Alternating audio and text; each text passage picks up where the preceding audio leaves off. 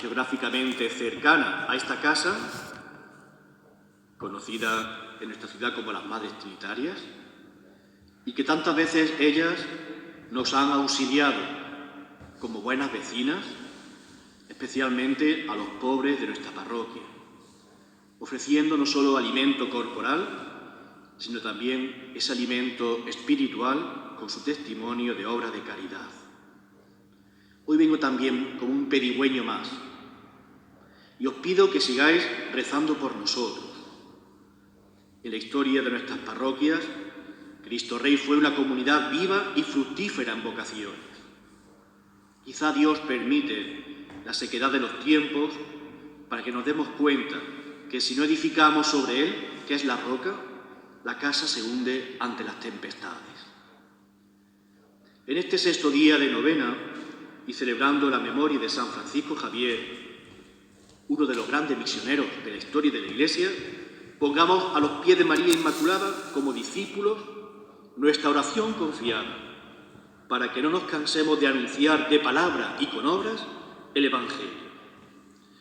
En los temas que estamos desarrollando en estos días de novena, los sacerdotes, los párrocos que asistimos a esta celebración, hoy nos han propuesto considerar la escena que nos narra el libro de los Hechos de los Apóstoles. Todos ellos perseveraban unánimes en la oración, junto con algunas mujeres y María, la Madre de Jesús, y con sus hermanos. María no está en el cenáculo en aquel momento como las demás mujeres, como también lo estuvo en el Calvario. Con algunas mujeres y María, la Madre de Jesús. Y con eso ya todo cambia. María no solo está en un plano superior al de las mujeres, sino incluso un plano superior al de los apóstoles. Al pie de la cruz, María se nos presenta como Madre de la Iglesia. En el cenáculo se nos presenta como madrina. Una madrina fuerte y segura. María cumple en el cenáculo, y yo a veces lo he pensado así, la misma función que cumple una madre cuando los hijos se quedan huérfanos por la muerte del padre de familia.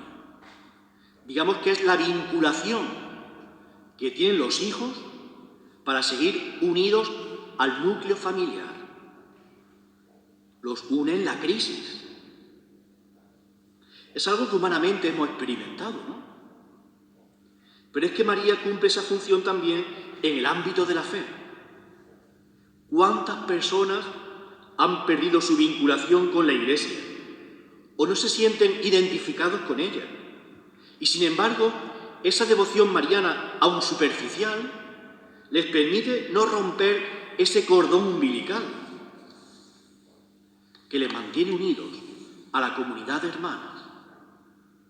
Miremos lo que ocurre entre nosotros, en esta andújar tan mariana, tan de devoción mariana, epidérmica, no profunda a veces, ¿no? Pero gracias a esa devoción, muchas personas aún tienen signos religiosos en sus casas y no se han descolgado definitivamente de su práctica religiosa. María actúa en Pentecostés como madrina de una nueva realidad, y la madrina debe ser una que ya ha recibido antes el bautismo.